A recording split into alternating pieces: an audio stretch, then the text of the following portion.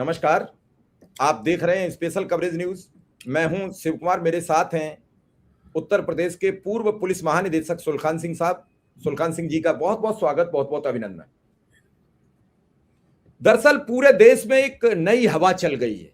नई हवा है नीट का पेपर, नई हवा है छात्रों का विरोध, आंदोलन की गर्मी।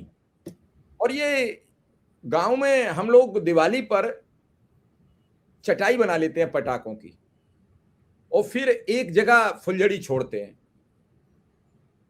और फिर वो सुरसुराती रहती है और फिर पूरी चटाई चटपट चटपट चटपट चटपट बहुत देर तक बजती है और हम आनंदित होते हैं। ये थोड़ी सी चिनगारी दिल्ली से शुरू हुई और उस चिनगारी में एनएसयूआई कांग्रेस का यूथ आंदोलित था। उसी दौरान सुप्रीम कोर्ट के chief justice of India Suryakant ji ने एक कॉकरोच के नाम से टिप्पणी कर दी और वो टिप्पणी आज पूरे देश पर भारी पड़ रही है। पता नहीं मोदी जी से उनकी भी कोई पुरानी अदावत रही हो, मौका लग गया हाथ, लेकिन सोचा उन्होंने भी नहीं था। विदेश में बैठे एक व्यक्ति ने सोशल मीडिया पे तत्काल अकाउंट बना दिए, 2-3 करोड़ लोग जुड़ गए। कई लोग मानते हैं कि वो आंदोलन एक प्रायोजित आंदोलन था। उसमें कुछ लोगों को लगता भी है कि जंतर मंतर पर पिछले कई वर्षों में किसी को अनुमति नहीं मिली धरना प्रदर्शन की, और उनको अनुमति देने कमिश्नर एयरपोर्ट पर जाते हैं। जैसे 2012-13 में जब बाबा रामदेव आंदोलन के लिए आए तो एयरपोर्ट पर उनका स्वागत करने के लिए सोनिया गांधी और मनमोहन सिंह थे तैयार। कभी कभी अपने ही बुने जाल में बड़े बड़े होशियार लोग फंसते हैं और ये भी वही मामला जा रहा है। सोनम वांगचुक लेटर लिख चुके हैं। आंदोलन समाप्त तो होगा कि नहीं होगा, लेकिन उनके लेटर में धर्मेंद्र प्रधान का इस्तीफा नहीं है, लेकिन जमीन पर बैठे छात्रों की मुख्य मांग है धर्मेंद्र प्रधान का इस्तीफा। मैं सर से ये समझूंगा कि सर आंदोलन आपने कई अपने पड़ाव में देखे होंगे, क्योंकि आप ऐसे प्रदेश के पुलिस के मुखिया रहे हैं और एक जिम्मेदार अधिकारी के तौर पर हमेशा गिने गए। आज भी एक झोपड़ी में आपका वो जब दृश्य आता है गांव का, बांधा का, तो मैं ये सोच लेता हूं कि कई डीजीपी के यहाँ नोट मशीनों से गिने जाते हैं और हमारे सर के यहाँ जाओ तो फिर वही चटाई और दरी पे रुकना पड़ेगा।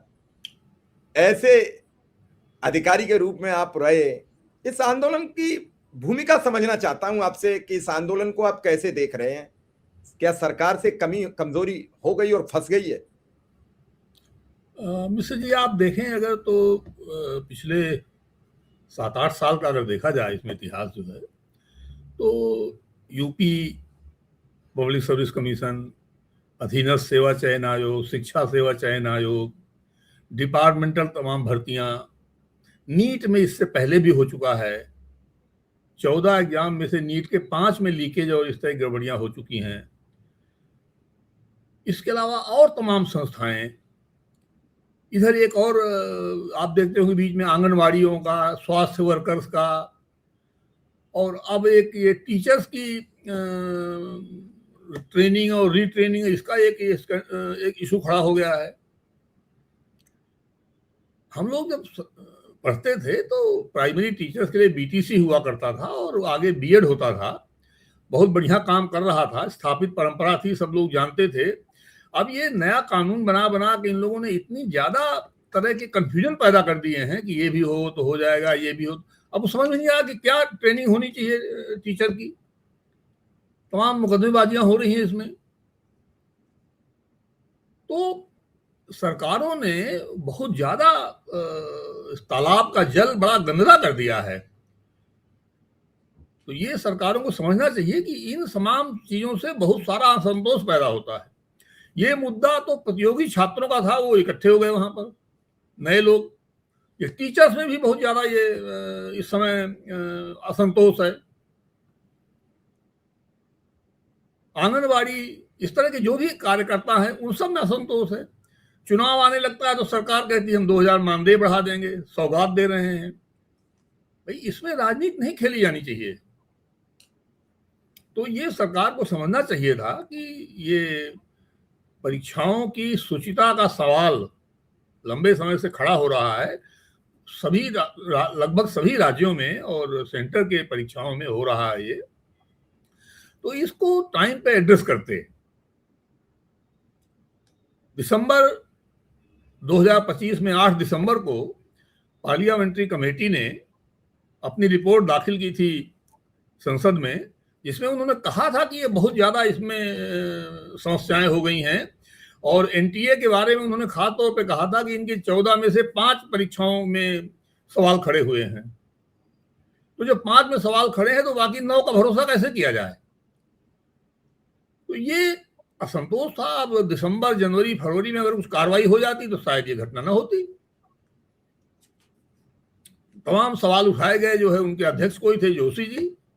ये सरकार को देखना चाहिए कैसे लोगों को आप तैनात कर रहे हैं, कैसे लोगों को आप अपॉइंट कर रहे हैं। तो ये सब चीजों को लेकर के मुद्दा इकट्ठा हो गया, वो घूम फिर के पहुंच गया केवल नीट पे आ गया। ये असंतोष बहुत व्यापक है। अब भी सरकार को चाहिए था कि कम से कम नहीं तो तुरंत प्रधान साहब का इस्तीफा मांग लेते और कार्रवाई हो जाती थी, मामला खत्म हो जाता। और सरकार को किसी मामले में प्रेस्टीज इशू नहीं बनाना चाहिए। सरकार पार्टी नहीं है किसी चीज की, सरकार जनता की चुनी हुई एक प्रतिनिधि हैं ये लोग, इनको जनता से मुद्दा नहीं बनाना चाहिए। और नैतिक जिम्मेदारी से कैसे कोई मंत्री मना कर सकता है? तो ये इसमें थोड़ा विलंब हो गया, और अभी भी खैर कार्रवाई करेंगे तो ठीक हो सकता है मामला। देखिए क्या निर्णय लेते हैं। सर, मैं इसे छोटे से रूप में आपके सामने प्रस्तुत कर रहा हूं।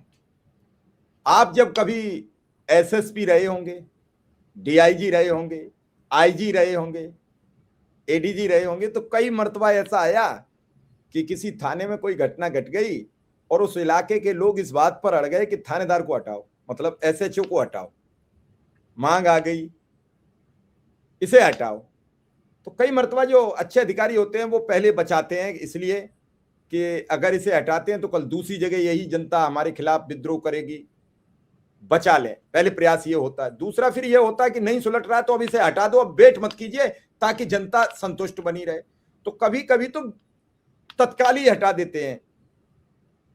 तो क्या उसी तरीके से सरकार अपने आदमी को बचाने के चक्कर में गलत साइड में निर्णय लेकर पूरी तरीके से फंस गई? अब कोई निर्णय नहीं ठीक दिख रहा है, और अब हम कदम निर्णय हो सकता है, निर्णय तो अभी भी हो सकता है।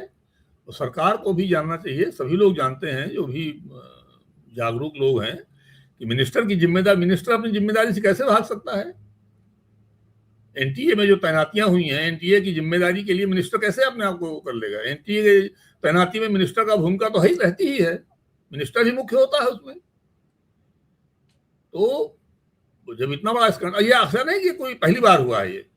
ये दिसंबर में था कि 14 में से 5 हो चुका है, अब तो 15 में से 6 हो गया। 40% तो रिपोर्टेड है ये, तो बाकी 60% का कैसे भरोसा किया जाए? तो ये तो देखना चाहिए इनको।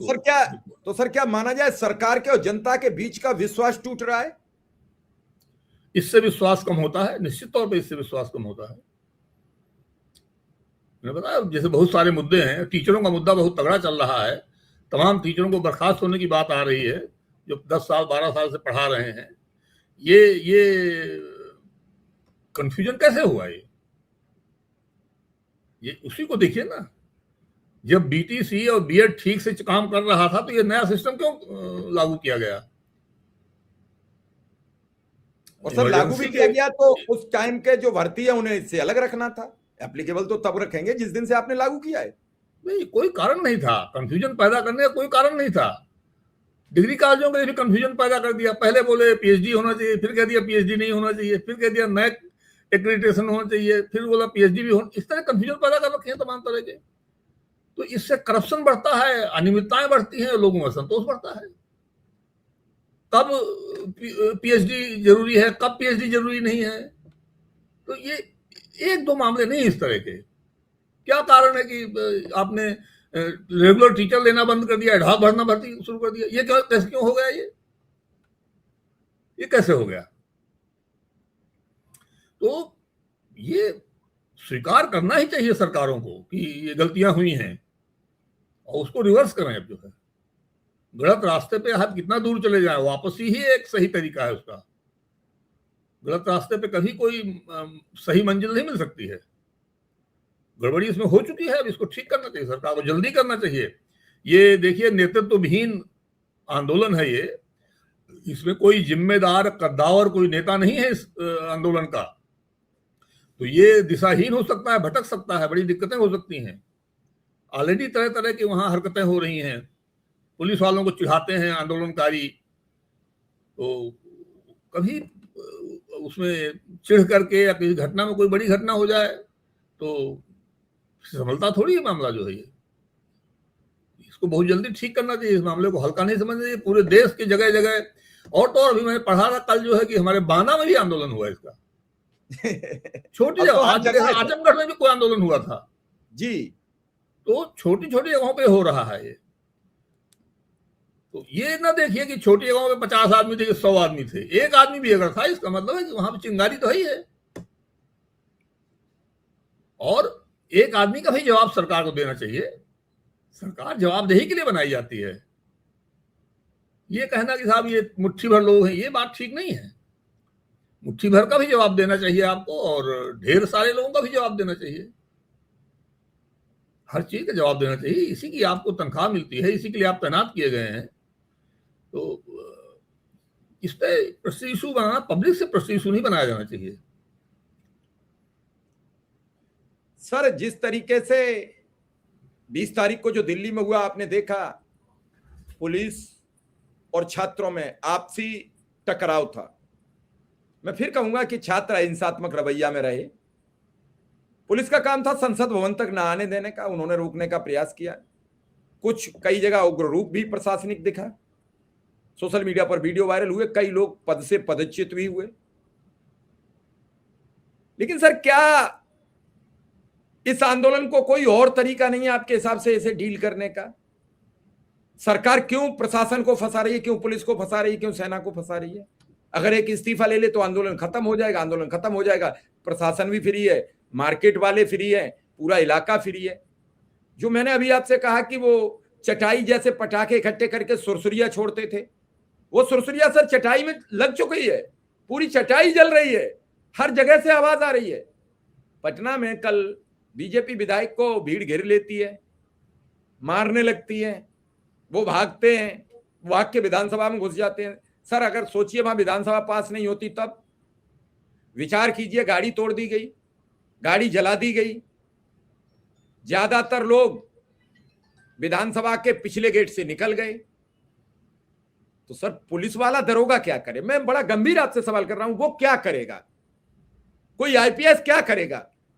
कोई पीपीएस अधिकारी क्या करेगा? वो जब विधायक नहीं संभल पा रहा, जिसे जनता चुन के भेज रही है, अपने बीच से भेज रही है, तो सर फिर आम आदमी की पोजीशन क्या होगी, पुलिस अधिकारी की पोजीशन क्या होगी? क्या सरकार विचार कर रही है इस बात पर?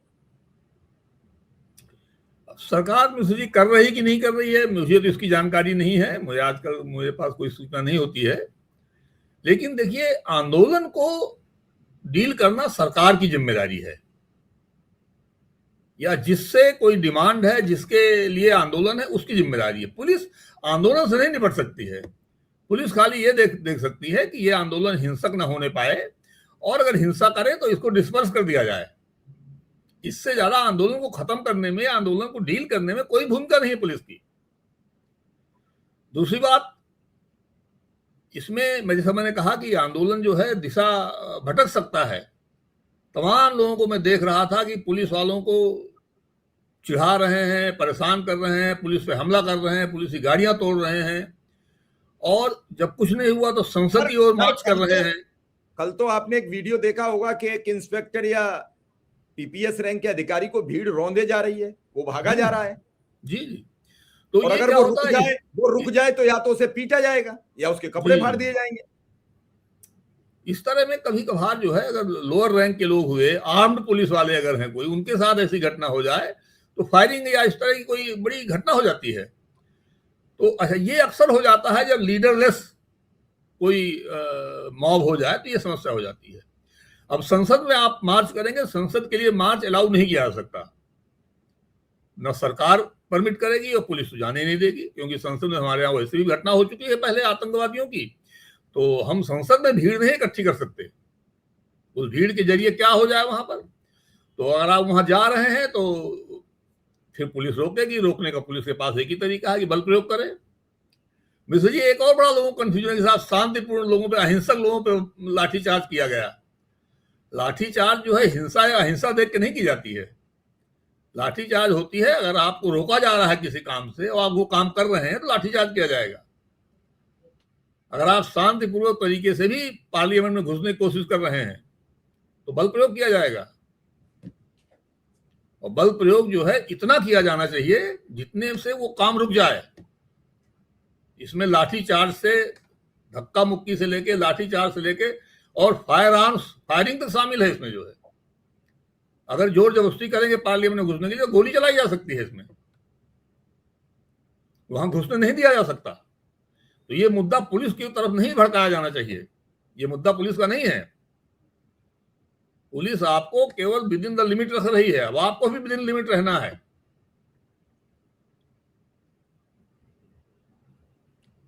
सर, बड़ी गंभीर स्थिति में मुद्दा फंस गया, बुराई पुलिस की हो रही है। ऐसे ही किसान आंदोलन में भी हमने देखा, पुलिस ने कीलें गाड़ दी। भाई, सरकार ने निर्देश दे दिया कि किसान नहीं घुसेंगे, पुलिस का काम है उस प्रक्रिया को लागू करना। इतना ही तो सर काम होता है, इसके अलावा तो कुछ होता नहीं। बिल्कुल। और लागू करवाने वाले के ऊपर ये तोहमत क्यों मर जाती है? ये गलत तरीका है, ये अगंभीर तरीका है, गंभीरता से नहीं लोग लेते हैं। जैसे हमारा एक फैशन बन गया है, कोई घटना पाकिस्तान से होगी तो आईएसआई को ब्लेम करेंगे। आईएसआई जो है वो छोटा एक अंग है सरकार का, सरकार कराती है जो भी कराती है वहां की। तो अगर आपको ब्लेम करना है तो आप पाकिस्तान सरकार को ब्लेम करिए। आईएसआई आपके लेवल का संगठन थोड़ी है। तो इस तरह से वो अन्य सली उसको अभी भी बार बार पुलिस की तरफ डाइवर्ट कर रहे हैं। पुलिस ने लाठीचार्ज, आंदोलन को कुचल दिया। आंदोलन को नहीं कुचला है पुलिस ने। आंदोलन को पुलिस कुचलती तो जंतर मंतर से भगा देती लोगों को, केवल अभी तक रोका है वहां जाने में। और मैं तो खुद देख रहा था, अभिजीत दीपके खुद पुलिस को उकसा रहा था, कह रहा है आप मुझे क्यों मार रहे हैं। कोई नहीं मार रहे थे, साफ साफ दिख रहा है वीडियो में। फिर भी इस तरह करके वीडियो बना रहे हैं लोग, जो है उल्टा सीधा वीडियो बना के ये सब करना, बड़ा दुष्प्रचार भी हो रहा है। और ये सब लीडरलेस मॉब में होता है, ध्यान रखिए इसका। जो ये आंदोलन को कंट्रोल रखना इतना आसान नहीं होता है। महात्मा गांधी के व्यक्तित्व के बावजूद चौरी चौरा कांड हो गया था 1942 में, क्विट इंडिया के दौरान। गांधी जी ने आंदोलन वापस लिया, तुरंत आंदोलन खत्म हो गया, क्योंकि उनकी पर्सनालिटी बहुत बड़ी थी। अब ये इसमें से अगर कोई आंदोलन को वापस भी ले लेगा, आंदोलन तो वापस नहीं होगा, खत्म नहीं होगा सर। ये नेतृत्वहीन आंदोलन है, इसमें कोई नेतृत्व करता करता नहीं कोई। जी जी। तो ये और सर इनके सरकार को इस पर ध्यान देना चाहिए। ये लूजली ऑर्गेनाइज्ड आंदोलन है, ये सरकार को देखना चाहिए। और सर, इनके बस में होता तो ये वापस भी ले लेते, क्योंकि जिस तरीके से इनकी ऊपर प्रेशर रहा होगा, आप भी जानते हैं, सरकार सारे काम करती है, ऐसा नहीं है कि सरकार कोई छोड़ती है। और वांगचुंग वहां से चले गए, उसके जाने के बाद आंदोलन लगा कि कमजोर हो जाएगा, लेकिन उसके बाद जो उसका एक बिखराव हुआ है, पूरे देश में फैला, उससे संकट आ गया। अब सर, मैं आज गया था तो वहां बांदा के लोग थे, वहां ललितपुर के लोग थे, वहां जालौन के लोग थे, वहां छतरपुर के लोग थे, वहां विदिशा के लोग थे, वहां कर्नाटक के लोग थे, केरल के लोग थे, असम के थे, बिहार के थे, वहां थे। और हर राज्य में ये आंदोलन अब फूट रहा है, ज्वालामुखी फूट चुका है इसका। तो अब दिल्ली रोक भी लो तो रुकेगा नहीं सर। स्विगी से या जोमेटो से दूसरे स्टेट्स के लोग जो है खाना भेज रहे हैं वहां पर। सर, मैं तो आज घूम के आया हूं, मैंने वहां अपनी आंखों से देखा, इतना खाना पड़ा है कि और 10-20 हजार लोग पहुंच जाए, वो भोजन कर लेंगे। जो कुछ नहीं कर पा रहा है वो कम से कम 10 पैकेट भेजे दे रहा है। आप समझिए कि ये फीलिंग कितनी ज्यादा है, ये समझ नहीं बात है। मैंने कुछ नहीं लिया, ये अनार मेरे हाथ में 200 रुपया किलो बिक रहा है, कितना भी खाइए, जबरदस्ती दे दिया।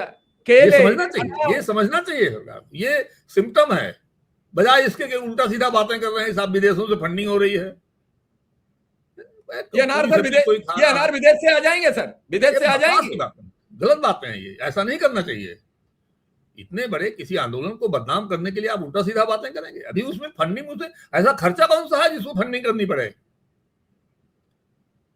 ना कोई ऐसा स्टैंडर्ड का कोई टेंट लगा है, ना वहां कोई ऐसा खर्चा ही नहीं हो रहा कोई। सर मैं अभी देख रहा था, दिल्ली का एक परिवार लगभग 500-600 फीट पॉलोथीन, 500-600 फीट तिरपाल लेके और लगभग 100 बेडशीट लेके वहां जा रहा था। कहां से फंडिंग आई है? एक सामान्य परिवार ले जा रहा है। वो कह रहे थे हम इन अपने 2 बच्चों का भविष्य संवारने के लिए आए हैं। अब आप इसका क्या जवाब देते बताइए? ये फीलिंग्स यही मैं कह रहा हूं, ये भावना समझना चाहिए। ये बहुत व्यापक है। यहां अगर 10,000 लोग हैं तो आप समझिए 10 करोड़ लोग हैं बाकी जो इससे सहानुभूति रखते हैं। सर वो बैनर लगाए हैं कि इस आंदोलन में वही नहीं आया है जो भाजपा का गुलाम है।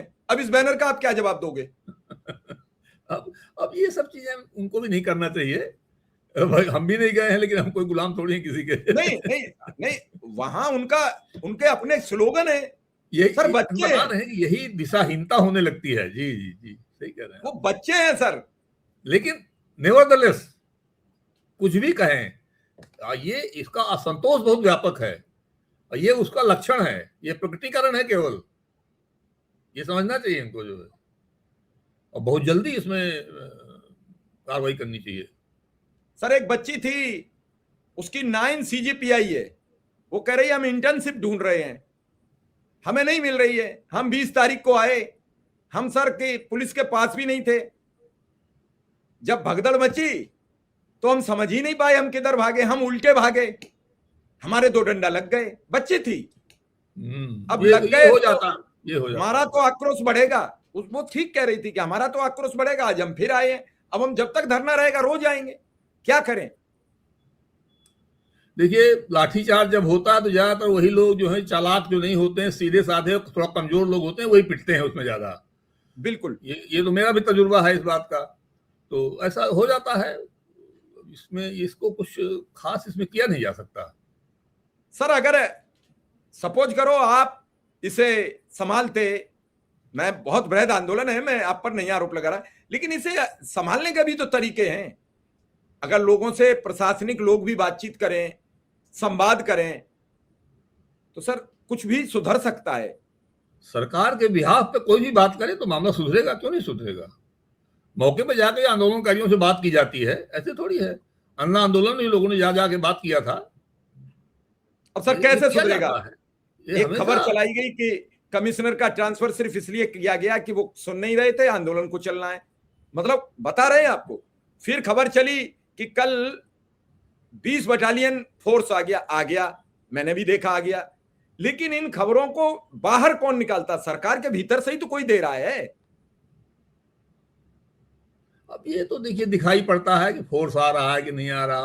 पुलिस वाले भी बता देते होंगे, ऐसा नहीं है नहीं बता देते होंगे। पुलिस वाले भी तो इससे परेशान है, सब लोग परेशान है। ये घटनाएं जो हो रही हैं, भरोसा नहीं होता है कि क्या हो जाएगा क्या नहीं हो जाएगा। मैं आपको एक मिसरी बता दूं कि जब इंटर का एग्जाम देकर के मैं आया तो आप समझिए कि मुझे लगा आपने उससे कि मेरा 100% सिलेक्शन इंजीनियरिंग में हो जाएगा, इतने नंबर मेरे आएंगे, और लगभग उतने ही नंबर आए। ये ट्रस्ट था उस समय, जबकि वहां कापियां हाथ से जांची जाती थी और टीचरों के यहां भेजी जाती थी कापियां, कोई इकट्ठा बैठ के नहीं जाते थे। लेकिन सूचिता ऐसी थी कि हमने कैलकुलेट किया कि मैथमेटिक्स में लगभग इतने नंबर आएंगे, लगभग उतने ही आए नंबर हमारे। आज भरोसा नहीं लोगों को। ये छोटी बात नहीं है, इस पर गवर्नमेंट को ध्यान देना चाहिए। पॉलिटिकल लोगों का, संसद विधानसभा, इनका काम जो है, मंत्रियों का यही काम है कि वो पब्लिक की नब्ज देखें। ये अविश्वास और करप्शन क्यों बढ़ रहा है? एक जगह बैठ करके कॉपियां जांची जाती हैं, फिर भी गड़बड़ी हो रही है। जबकि पहले टीचरों के यहाँ पहुंचती थी, बेचारे टीचर जो है एक एक कमरे के मकानों में रहते थे किराए में लेकर के, और वहीं घर में बैठ के बाहर चारपाई में बैठ करके जो है कॉपियां जांचा करते थे। हम जिन पंडित जी के मकान में किराए में रहते थे, वो बगल में बैठ करके कॉपी जांचते थे। हमारी हिम्मत नहीं थी कि उनसे 10 कदम के नजदीक पहुंच जाए वहां पे जब वो कॉपी जांच रहे हैं। अदरवाइज देखिए बात हमारा अच्छा बात होती थी उनसे, लेकिन उस समय नहीं कोई जा सकता था। एक रिस्पेक्ट और एक डेकोरम तो रहता ही था। बिल्कुल। आप तो ट्रस्ट सर था। तब अब ट्रस्ट आप नहीं तो है। ये सरकार को देखना चाहिए कि ट्रस्ट खत्म हो रहा है, और सरकार तो ट्रस्ट पे चलती है। अटल बिहारी वाजपेयी जी ने एक बार कहा था कि सरकार लोकलाज पे चलती है। लोकलाज क्या है? ट्रस्ट ही तो है। आप ढीठपना दिखाएंगे कि नहीं हम तो नहीं हटाएंगे, ये कोई बात थोड़ी होती है। शास्त्री जी भी कह सकते थे, ये उनसे खैर पूछता कौन जो है, ये हमारी क्या गलती है एक्सीडेंट में, लेकिन उन्होंने कहा भाई नैतिक जिम्मेदारी है हमारी। कई लोग सवाल पूछते हैं क्या इस्तीफा देने से लीकेज बंद हो जाएगा? बंद हो चाहे ना बंद हो, आपकी जिम्मेदारी तय हो गई, दूसरा आएगा उसकी जिम्मेदारी तय होगी। तो ये ऐसे नहीं छोड़ा जा सकता इस तरह के मामलों को। हर एक को जिम्मेदारी अपनी लेनी पड़ेगी। और टॉप लेवल पे ये तकनीकी आधार नहीं लिया जाता मिश्र जी। टॉप लेवल पे तकनीकी आधार नहीं ले सकते आप। आपको याद है राम राज्य में जब सीता जी के ऊपर आरोप लगा, गोपनीय रूप से पता लगा उनको, कोई आंदोलन नहीं हुआ था। राम के दूत जो है घूमते रहते थे, उन्होंने बताया कि साहब जनता में ये चर्चा हो रही है कि सीता जी को देखिए राम ने रख लिया और बड़ी शुचिता की बात करते हैं, और इतना दिन बाद वहां 1 साल नहीं सीता जी 6 महीना, उसके बाद रख लिया उन्होंने। अब राम के सामने बड़ा सीधी बात हो सकती थी आज के स्टैंडर्ड से कि साहब ये तो पहले जांच हो चुकी है, ये सब ठीक पाया गया है, अग्नि परीक्षा हो चुकी है। लेकिन उन्होंने कहा ऐसा नहीं हो सकता, राम को हायर स्टैंडर्ड का परिचय देना है। राम राम तभी तो राम है। बिल्कुल। राम अगर हायर स्टैंडर्ड का परिचय न दे करके वनवास न गए होते तो राम को कौन पूछता? बिल्कुल। राम से बड़े प्रतापी राजा रघुवंश में हुए कि नहीं हुए हैं? बहुत जानता है उनको? कौन जानता है? भाई तो दशरथ ने पुत्र वियोग में अपने प्राण त्याग दिए। एक बाप ने अपने बेटे के बन जाने के वियोग में प्राण त्याग दिए, लेकिन प्राथमिकता तो राम है। प्राथमिकता तो राम है। दशरथ नहीं प्राथमिकता हुए। देखिए इसमें कानूनी बात नहीं हम चलेगी। दशरथ जी ने कहा उनको ये कानूनन गलत है, मेरा निर्णय गलत है, लक्ष्मण से कहिए मुझे बंदी बना लें और आप मत जाइए। ये वाल्मीकि रामायण कहती है जी। तुलसीदास जी कहते हैं कि राम को रोकने के लिए बहुत उपाय किए छल त्यागी, दिखावा छुपावा छोड़ के खुल के कहा उन्होंने मत जाइए आप। जाने के लिए एक बार भी नहीं कहा, ना जाने के लिए कहा, लेकिन राम ने सोचा नहीं। जो टॉप है, एक अंग्रेजी में कहा होता है ना, Caesar's wife has to be beyond suspicion. राजा सत्ता के ऊपर आप ये नहीं कह सकते साहब मेरी क्या गलती है, मैं नहीं, आप इंचार्ज हैं और ऐसी बात हो गई है तो आप खुद ही इस्तीफा दे देते। अरे सर इसका तो जीता जागता उदाहरण आपके सम्मुख है। राम मंदिर पर जब गोलियां चली, मुख्यमंत्री मुलायम सिंह यादव थे और नृपेंद्र मिश्रा उस समय सचिव थे, और उन्होंने स्वीकार भी किया कि मैंने अपने निर्देश में चली, मुझे कहना पड़ा, मैं जिम्मेदार था। लेकिन मुलायम सिंह के नाम से ये कलंक धुलता थोड़ी कभी भी, लोग हमेशा सवाल करते हैं।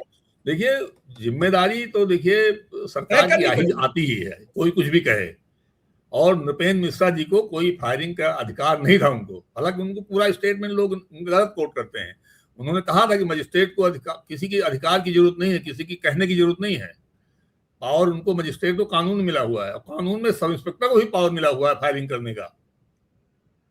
तो अब ऊपर से दबाव रहा होगा, लेकिन उसको किसी नृपेंद्र मिश्रा की या किसी के अधिकार की जरूरत नहीं थी पुलिस को वहां फायरिंग करने के लिए।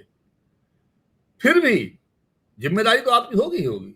कल्याण सिंह जी ने इस्तीफा इसलिए दिया जो है बाबरी मस्जिद गिरने के बाद, नैतिक जिम्मेदारी है आपकी,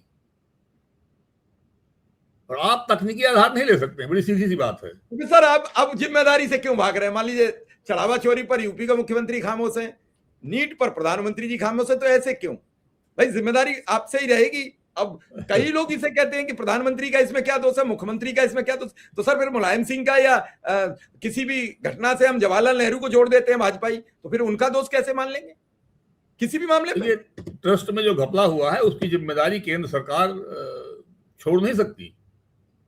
केंद्र सरकार की स्कीम के अनुसार ये ट्रस्ट बना है, उन्हीं ने बनाया। और उनके बहुत खास अधिकारी श्री नृपेंद्र मिश्रा जी वहां निर्माण समिति के अध्यक्ष थे, और उन्होंने ही सब लोगों की तैनाती की है। केंद्र सरकार इस जिम्मेदारी से नहीं बच सकती। केंद्र सरकार को कोई ना जिम्मेदारी लेके कोई ना कोई कदम उठाना चाहिए था, उन्होंने कोई कदम नहीं उठाया। तो ये भी एक परंपरा बनती जा रही है, भाई ढिठाई किए रहो, अड़े रहो, क्या कर लेगा कोई? अरे भाई क्या कर लेगा कोई? कुछ नहीं कर लेगा। सही बात है। हो तो रहा है सर, फिर ये हो रहा है, वही तो हो रहा है कि ढिठाई का ही तो ये परिणाम है। ये क्या हो रहा है? मान लीजिए सर, कनॉट प्लेस जैसी एरिया में करोड़ों रुपया का रोज का कारोबार है, हजारों करोड़ का, थोड़ा बहुत नहीं, 100, 150, 200 करोड़ का रोज का व्यापार है फुटकर। बड़े लोगों के तो अलग व्यापार होंगे, सब ठप है सर, कोई आ नहीं रहा है। 24 मेट्रो बंद की हैं, 26 आपने, कल 16 बंद थी। आज सुप्रीम कोर्ट के जस्टिस बिल आ गए, चीफ जस्टिस ऑफ इंडिया कह रहे हैं कि सुप्रीम कोर्ट मेट्रो आप कैसे बंद कर सकते हो? अरे भैया, आप कल सुनने से मना कर रहे थे। अब वो तो देखिए मिश्र जी, ठीक किया उन्होंने। जिस समय आग लगी हो उस समय जांच नहीं की जाती है। सर जांच मत करें, सरकार को तो निर्देश कर सकते हैं कि इस आंदोलन को जैसे भी हो समाप्त सुप्रीम कराओ। कोर्ट ने बिल्कुल ठीक किया मना करके उसको, जो है बिल्कुल ठीक। कोर्ट्स को जिस समय मामला चल रहा है उस समय इंटरफेयर नहीं करना चाहिए। अब मान लो पुलिस सुप्रीम कोर्ट सुनवाई करने लगेगी तो जो डीसीपी एडीसीपी हैं, इंस्पेक्टर हैं, वो सब हलफनामा बनाने में लग जाएंगे। आंदोलन कौन डील करेगा? ऐसा ठीक किया, बिल्कुल ठीक किया भाई। मैं सहमत हूं। मैंने एक बार और किसी स्टेटमेंट में कहा था कि सुप्रीम कोर्ट जब तक मामला शांत ना हो जाए तब तक नहीं हस्तक्षेप करना चाहिए। उसके बाद जांच करें, किसी गलती है कुछ है उसमें सजा दें, कोई बात करें। लेकिन सर अभी सुप्रीम तो कोर्ट फिलहाल आग लगी है तो आग बुझाने का काम होना चाहिए। सरकार को तो निर्देशित कर सकती है कि आप लोग इसे खत्म करिए, ये तो निर्देशित कर सकती है। अब इस तरह की बात नॉर्मली कोर्ट करती नहीं है। खत्म करें ना करें, कैसे करें, ये सरकार का काम है देखना। दूसरे के डोमेन में हस्तक्षेप नहीं करना चाहिए। किसान आंदोलन पर किया था, बहुत दिनों बाद कुछ किया था, वो भी नहीं करना चाहिए था, वो भी नहीं करना चाहिए था। उनका काम नहीं है। ये सरकार की असफलता को जज करेगी जनता। सरकार की असफलता, सरकार की इनएक्शन को नहीं कोर्ट को देखना चाहिए, सरकार के एक्शन को देखना चाहिए। सरकार अगर असंवैधानिक काम करती है तो कोर्ट को हस्तक्षेप करना चाहिए। लेकिन सरकार क्या करे ये नहीं आप तय करें, क्या ना करे ये बताइए आप। जो है अपना अपना रोल नहीं किसी को छोड़ना चाहिए। संविधान में ये बहुत जरूरी है। डॉक्टर अम्बेडकर ने ये बात बहुत तगड़े से करी। 42 पेज की स्पीच है उनकी, नवंबर 1949 की, जिसमें उन्होंने कहा है कि अब जो है सभी को संविधान के दायरे में ही, और उन्होंने वर्ड यूज किया है कॉन्स्टिट्यूशनल मोरालिटी। उन्होंने कहा कॉन्स्टिट्यूशनल मोरालिटी के तहत काम करना है आपको, पॉपुलर मोरालिटी से नहीं चलना है आपको। तो अब ये सबको उस पर देखना चाहिए। सरकारों को तो देखना ही चाहिए, संसद को देखना चाहिए। संसद तो चल रही है मेरे ख्याल में इस समय, तो संसद को सक्रिय होना चाहिए। चल कहां पा रही है सर? चल ही रही है, चल कहां पा रही है? चल रही है, केवल चल नहीं पा रही है। नहीं, संसद हस्तक्षेप करेगी तो चल जाएगी। सभी लोग सहयोग करेंगे तो संसद इस इशू को टेकअप करती है। संसद का दायित्व तो है कि एग्जीक्यूटिव को नियंत्रित करे, तो इस मुद्दे पे संसद कर सकती है काम। सर बस अंतिम आपसे एक सवाल है मेरा कि ऐसे माहौल में आप क्या कहेंगे इन नाराज छात्रों से और सरकार से कि इस मामले को कैसे अंतिम दौर में लाया जाए? मैं देखिए आंदोलनकारियों से तो मेरी यही एक अपील है, जो भी अपील का असर है, कि भूख हड़ताल, आमरण अनशन टाइप की चीजें नहीं करनी चाहिए। और बाकी आंदोलन करना उनका अधिकार है, लेकिन कहीं हिंसा या पुलिस को प्रोवोक करना, इरिटेट करने वाले काम ये नहीं होना चाहिए बिल्कुल भी।